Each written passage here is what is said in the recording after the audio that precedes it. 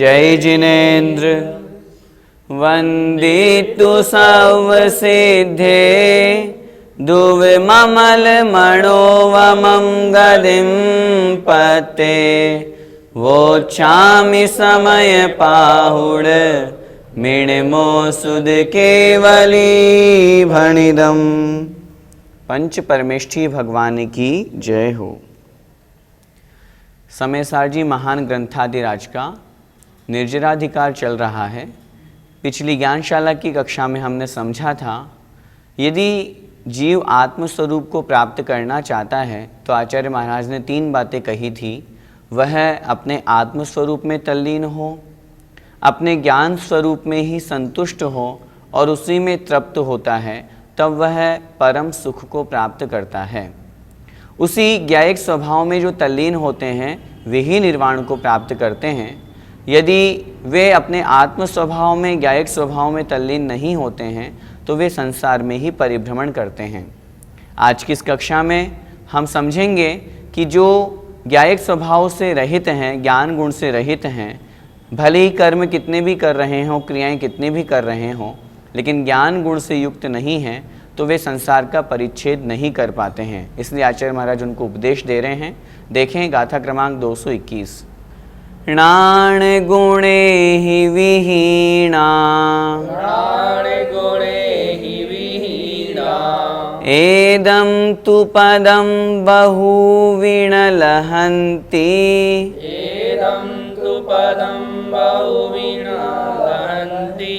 तं गिण्य सुपदमेदं यदि इच्छसि कं परिमोक्षं। बोलिए।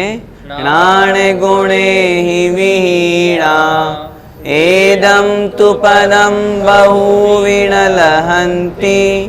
तं गिण्य सुपदमेदं यदि इच्छसि कं परिमोक्षं।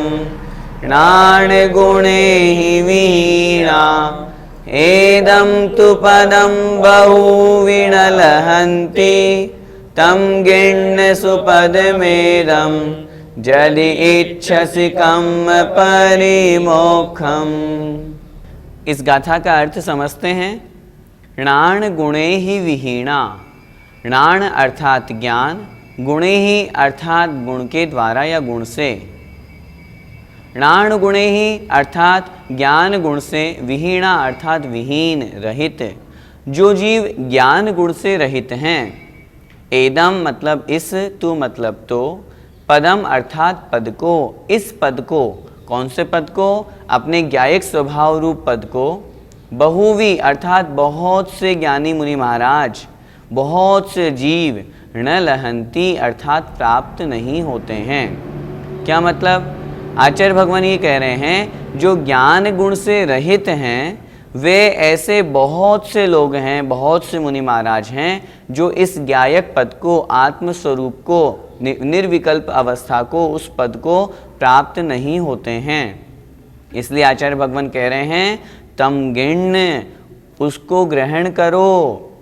किसको? सुपद मेदम, इस सुपद को, जो परमार्थ पद है, जो हमने पिछली गाथा में चर्चा करी थी, जो आत्मस्वरूप में लीन होने वाला ज्ञायक स्वभाव का पद है, निर्विकल्प पद है, उस पद को गिण्य अर्थात ग्रहण करो।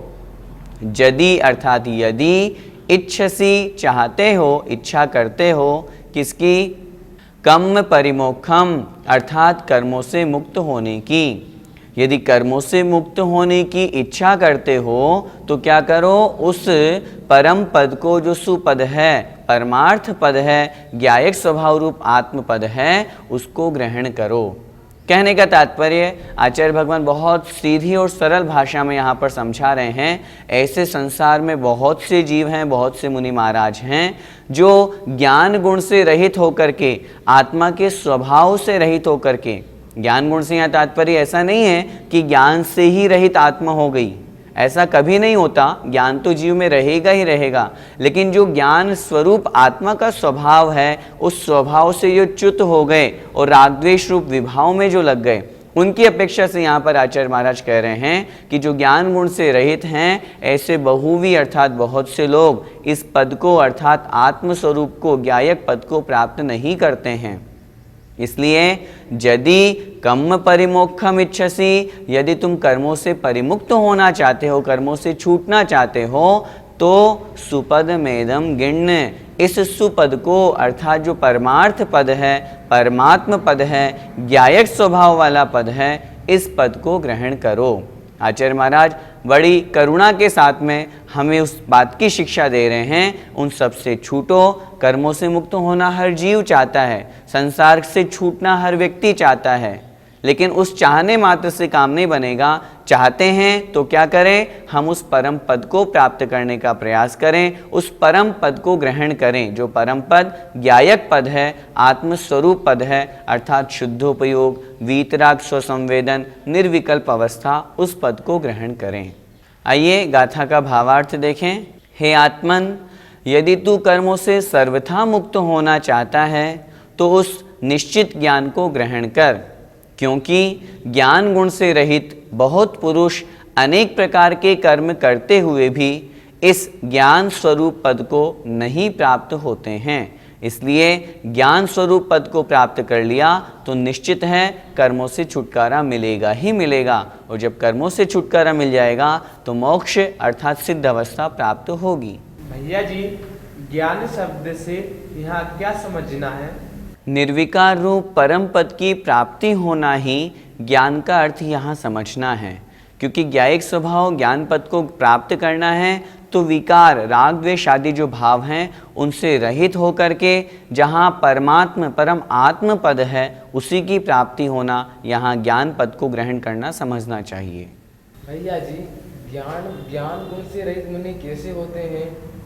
जो मुनि महाराज तपश्चरण तो करते हैं, लेकिन जिन्हें आत्मज्ञान नहीं है, जिन्हें स्वसंवेदन नहीं है, वे मुनि महाराज कहलाते हैं ज्ञान गुण से रहित मुनि महाराज। मैंने आपसे अभी पहले भी निवेदन किया, ज्ञान गुण से रहित होने का तात्पर्य ऐसा नहीं है कि आत्मा में से ज्ञान ही पूरा समाप्त हो गया। यहाँ ज्ञान गुण से तात्पर्य जो भी हमने समझा, निर्विकार होकर के निर्विकल्प समाधि, परमात्म पद, वो ज्ञान पद या ज्ञान गुण हमें ग्रहण करना है। उससे रहित मुनि महाराज जो शुभोपयोग में हैं, तपश्चरण आदि कर रहे हैं, जिन्हें स्वसंवेदन नहीं है, जो आत्मानुभव नहीं कर रहे हैं, उन मुनि महाराज को यहाँ पर ज्ञान गुण से रहित मुनि की कोटि में लिया गया है। भैया जी, ज्ञान गुणगत होना और शुद्धोपयोग में क्या अंतर है? ज्ञान गुणगत कहें या शुद्धोपयोग कहें, स्वसंवेदन कहें या फिर स्वरूपाचरण कहें, परम समाधि अवस्था कहें या फिर निर्विकल्प अवस्था कहें, ये सब पर्यायवाची हैं। ज्ञान गुणगत होने का तात्पर्य है ज्ञान गुण किसका? आत्मा का गुण, जो वास्तविक गुण है उसको प्राप्त हो जाना, अर्थात आत्मलीनता होना।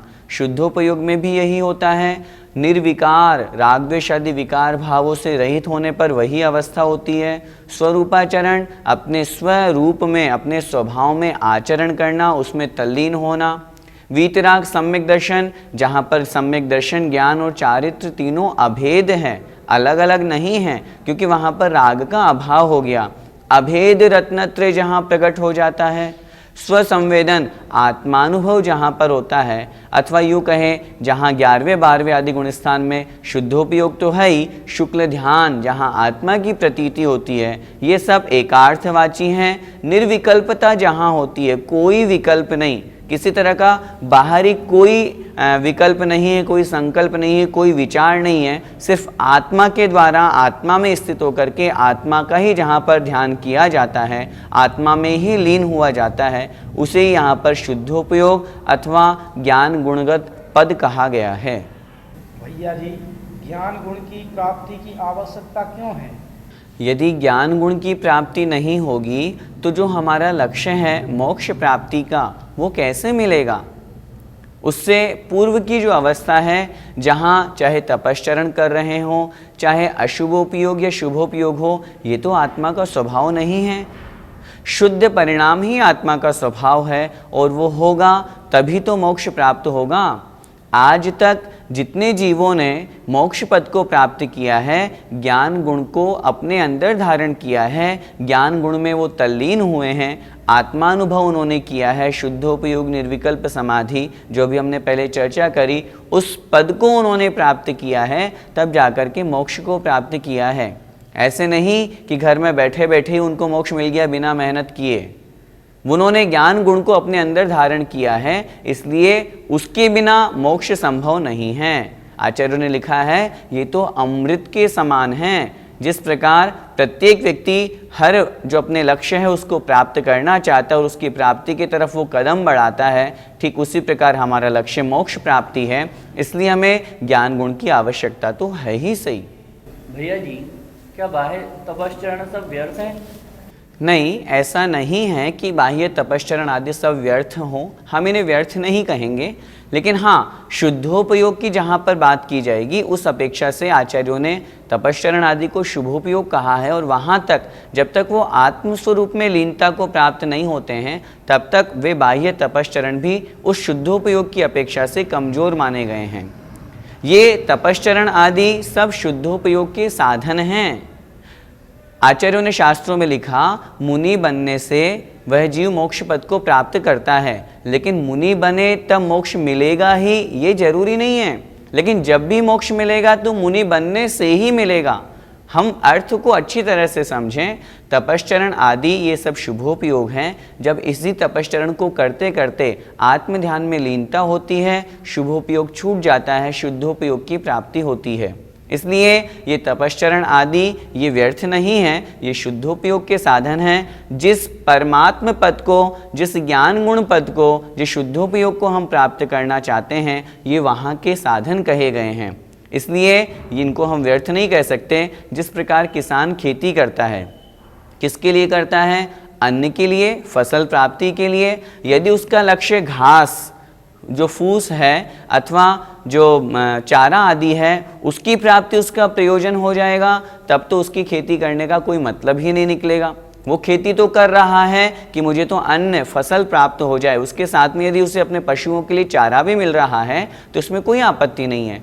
ठीक उसी प्रकार ज्ञानी जीव शुद्धोपयोग में लीन हो रहा है, शुद्धोपयोग में अधिक से अधिक अंतर मुहूर्त तक रह सकता है, उसके बाद वह नियम से शुभोपयोग में आएगा ही आएगा। तो शुभोपयोग में आ रहा है तो वो दुखी नहीं होगा, वह शुभोपयोग उसके लिए स्वर्ग का कारण बनेगा, मुक्ति का कारण नहीं बनेगा, लेकिन शुद्धोपयोग मुक्ति का कारण बनेगा। इसलिए लक्ष्य उसका शुद्धोपयोग को प्राप्त होना है। बाह्य तपश्चरण आदि ये सब उस शुद्धोपयोग तक पहुँचाने के साधन हैं। इनके बिना वह शुद्धोपयोग में भी नहीं पहुँच सकता। लेकिन वो इसी में संतुष्ट रह जाए कि नहीं, मैं तो बस व्रत उपवास कर लूँ, इसी में मेरी आत्मा का कल्याण हो जाएगा, सो ऐसा भी नहीं है। इनसे भी उसे आगे बढ़ना है। इसलिए आचार्य महाराज उन मुनि महाराजों के लिए यहाँ पर यह बात कह रहे हैं, उस तपश्चरण से भी आगे बढ़ो, आत्मस्वरूप में लीन हो। इस गाथा का पद्यानुवाद पढ़ते हैं। होते कई मुनि बिना निज बोध जीते, पीते सुधान निज की रह जाय रीते, विज्ञान को भज अतः विधि काटना है, तू चाहता यदि निजी निधि छाटना है। हे भव्य जीव, यदि तू अपनी निज निधि आत्मस्वरूप को प्राप्त करना चाहता है तो क्या करो? विज्ञान और जो ज्ञान है, जो ज्ञान गुण है, उसको भज, उसको प्राप्त कर। यदि विधि काटना है अर्थात जो कर्म है उनको काटना चाहते हो तो। अब आचार्य महाराज उसी ज्ञानी जीव की बात कर रहे हैं। वह जो ज्ञानी जीव होता है, आत्मस्वरूप में लीन होता है, तो वह किस प्रकार धर्म अर्थात पुण्य को भी नहीं चाहता। अन्य जो क्रियाएं हैं, वो अन्य जो इच्छाएं हैं उसे परिग्रह लगती है और वो अपरिग्रही होकर के अपने आत्मस्वरूप में लीन होता है। अपरिग्रहो अनिच्छो, अपरिग्रहो अनिच्छो, भणिदोणाणि यणिच्छदे धम्मम् वणिदोणानि यणिच्छदे धम्मम् अपरिग्रहो दुधम्मस्य अपरिग्रहो दुधम्मस्य जाणगोतेन सो होदि। जाणगोतेन सो होदि। बोलिए अपरिग्रहो अनिच्छो भणिदोणाणि यणिच्छदे धम्मम् अपरिग्रहो दुधम्मस्य जाणगोतेन सो होदि। अपरिग्रहो अनिच्छो भणिदोणाणि यणिच्छदे धम्मम् अपरिग्रहो दुधम्मस्य जाणगोतेन सो होदि। गाथा क्रमांक 222 का अर्थ देखें। अपरिग्रहो अनिच्छो। अपरिग्रहो अर्थात अपरिग्रही, परिग्रह से रहित। अनिच्छो अर्थात जिसकी इच्छा नहीं है। अनिच्छो अर्थात इच्छा से रहित।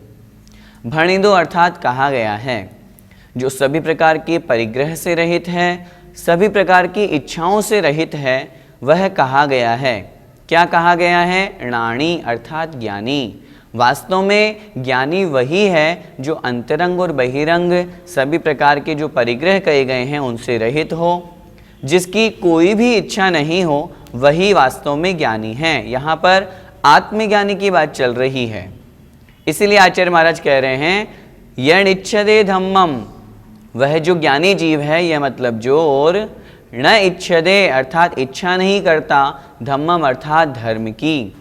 वह जो ज्ञानी जीव है वो धर्म की भी इच्छा नहीं करता।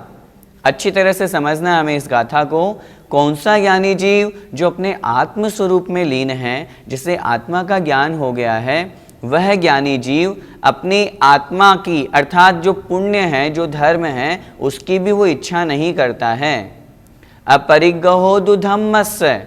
अपरिग्रहो अर्थात परिग्रह नहीं है, तो मतलब तो धम्मस्य अर्थात धर्म का, पुण्य को करने का, धर्म को करने का भी उसके पास परिग्रह नहीं है, अर्थात इच्छा नहीं है। इस कारण से जाणगो तेण सो होदि। तेण मतलब इसीलिए वह जीव जाणगो अर्थात ज्ञायक स्वभाव वाला, सो मतलब वह जीव, होदि मतलब होता है। कितनी बड़ी बात आचार्य भगवान यहाँ पर कह रहे हैं। ज्ञायक स्वभाव वाला आत्मा कौन होता है? जिसे धर्म करने की भी इच्छा नहीं है। धर्म से तात्पर्य जो धार्मिक क्रियाएं हैं, जो पुण्य की क्रियाएं हैं, जो शुभोपयोग की क्रियाएं हैं, वो भी करने की जिनकी इच्छा नहीं है, वास्तव में वही ज्ञायक स्वभावी आत्मा है। और ऐसा होता भी है, क्योंकि उपयोग दोनों में से एक ही स्थान पर रहेगा। या तो शुद्धोपयोग में उपयोग होगा या फिर शुभोपयोग में होगा। दोनों एक साथ नहीं हो सकते। यदि धार्मिक क्रियाओं की तरफ उनका उपयोग है, सामायिक करना है, मुझे आहार करना है, मुझे प्रवचन देना है, मुझे स्वाध्याय करना है, प्रतिक्रमण करना है, इस तरह का यदि उनका उपयोग रहेगा, जो कि धर्म कहा गया है, जो कि पुण्य कहा गया है, तब वह जीव ज्ञायक स्वभाव रूप नहीं होगा। और जब ज्ञायक स्वभाव रूप होगा, तब उस आत्मा का इस तरफ उपयोग ही नहीं जाएगा। इसलिए आचार्य भगवान यहाँ पर कह रहे हैं, आगे की गाथाओं में आगे हम पढ़ेंगे कि वह जो ज्ञायक स्वभावी आत्मा है वो पाप को भी नहीं चाहता। जिस तरह यहाँ पुण्य को नहीं चाहने की बात कही है, वैसे वो पाप को भी नहीं चाहता, वैसे भोजन भी नहीं चाहता, वैसे पानी भी नहीं चाहता। इस तरह की जो बातें आचार्य भगवान ने यहाँ कही है, वह तो बस अपने आत्म स्वरूप में लीन होना चाहता है, मोक्ष को प्राप्त करना चाहता है। इसलिए उस व्यक्ति को, उस जीव को वहाँ पर ज्ञायक स्वभावी कहा है। एक बार फिर से गाथा का अर्थ देखें। अपरिग्रहो अर्थात परिग्रह से रहित, अनिच्छो अर्थात जिसकी कोई इच्छा नहीं है, ऐसा णाणी भणिदो अर्थात ज्ञानी जीव कहा गया है। उस ज्ञानी जीव के धम्मम न इच्छदे, वह ज्ञानी जीव धर्म भी नहीं करना चाहता, पुण्य भी नहीं करना चाहता, पुण्य की क्रियाएं भी नहीं करना चाहता। अपरिग्रहो दुधम्मस्य, धर्म के प्रति, पुण्य के प्रति वह अपरिग्रही होता है। और तेण इस कारण से, इसीलिए क्योंकि वो अपरिग्रही है, अनिच्छक है, इसी कारण से जाणगो होदी अर्थात ज्ञायक होता है। ज्ञायक स्वभाव, ज्ञान दर्शन रूप स्वभाव जो आत्मा है उसको प्राप्त करने वाला ज्ञायक होता है। गाथा का भावार्थ, जिसकी इच्छा नहीं है वह अपरिग्रही कहा है, और ज्ञानी धर्म को अर्थात पुण्य को नहीं चाहता, इसलिए वह धर्म का परिग्रही नहीं है किंतु वह धर्म का ज्ञायक है अर्थात जानने वाला है। भैया जी, तो क्या ऐसे ज्ञानी साधु पुण्य की भी इच्छा नहीं करते? वास्तव में जो ज्ञानी साधु है वो पुण्य की भी इच्छा नहीं करते, वो तो इच्छा करते हैं निर्विकल्प समाधि को मैं प्राप्त होऊं, क्योंकि निर्विकल्प समाधि में शुद्धोपयोग में आत्मस्वरूप में लीन होने में जो आनंद है वह आनंद पुण्य में भी नहीं है। इसलिए पुण्य की क्रियाएं तो करते हैं, लेकिन वह यह सोचते हैं कि मैं कब इससे हटूं और आत्मा के आनंद को प्राप्त करूं। साधु बन गए, मुनि बन गए, लेकिन यदि पुण्य की क्रियाओं में ही अटक गए, उनके लिए समय सारजी में आचार्य भगवान ने पदे पदे हर गाथा में यह उपदेश दिया है, यही मत अटको, ये तुम्हारा स्वरूप नहीं है। आत्मा का स्वरूप ज्ञान दर्शन रूप है। मुनि क्यों बने हो? आत्म स्वरूप में लीन होने के लिए बने हो, उस तरफ तो आगे बढ़ो। इसलिए वे ज्ञानी जीव पुण्य की भी इच्छा नहीं करते। आचार्य श्री को देखो, किसी भी तरह का कोई विकल्प नहीं, शुभोपयोग में भी रहते हैं तो बहुत कम बोलना, बहुत कम विकल्प करना, बस एक ही भावना, मैं शुद्धोपयोग को प्राप्त होऊं। वास्तव में ज्ञानी की यही पहचान है। इसीलिए इस गाथा में और पहले की भी जो हमने गाथा पढ़ी आज की इस कक्षा में, दोनों गाथाओं से हमें यही समझना है, जो ज्ञानी जीव होता है वो किसी भी तरह की कोई भी वांछा नहीं करता, वह तो मात्र अपने ज्ञायक स्वभाव रूप इच्छा से रहित होकर के अपने आत्मस्वरूप में लीन होता है, और आत्मस्वरूप में जो लीन होता है वही जीव निर्वाण को प्राप्त करता है। इस गाथा का पद्यानुवाद पढ़ते हैं। धर्मानुराग शुभ राग शुभोपयोग, चाहे नहीं मुनि परिग्रह का सुयोग। त्याग रहा इसलिए शुभ धर्म का है, ज्ञाता निरंतर न बंधक कर्म का है। स्पष्ट यहाँ अर्थ दे रहे हैं, चाहे उसे हम धर्मानुराग कहें, चाहे शुभ राग कहें या शुभोपयोग कहें, जो मुनि महाराज हैं वो इनका परिग्रह नहीं चाहते हैं, और इन सब का शुभ धर्म का पुण्य को भी वो त्याग करके निरंतर ज्ञाता बन जाते हैं, अर्थात ज्ञायक स्वभाव में लीन हो जाते हैं, और इस कारण से ही वो कर्मों का बंध नहीं करते बल्कि निर्जरा करके मोक्ष को प्राप्त करते हैं। जय जिनेन्द्र। इस कार्यक्रम के पुण्यार्जक परिवार है Shri Parasnath re rolling mills limited, Durgapur 1, Bardhaman, Paschim Bangal. Amita Jain, wife of Anil Kumar Jain. Sangeeta Jain, wife of Vipin Kumar Jain. Manak Chand, Kamla Devi, Rakesh, Neetu, Rishabh, Saumya एवं आयुषी मुशरफ। B123, Sethi colony, Jaipur, Rajasthan. श्री जनार्दन प्रसाद जी, श्रीमती पतंती देवी, मुकेश कुमार, साक्षी, ईशा, मोना खंधार, श्री किशोर खंधार, श्रीमती सुषमा खंधार, परिमल खंधार, अहमदाबाद। शुल्लक 105 श्री ज्ञान सागर जी महाराज की पुण्य स्मृति में श्रीमती शांति देवी छाबड़ा, पटना, बिहार। ईसरी पारसनाथ एवं उनके पुत्र पुत्रवधू श्री अशोक उमा, पटना। श्री विनोद बबीता, गुवाहाटी। श्री सुनील शालू, पटना। ब्रह्मचारी संजय भैया, ईसरी। श्री अभय मेघना, चंडीगढ़। श्री आलोक मेघना, वडोदरा।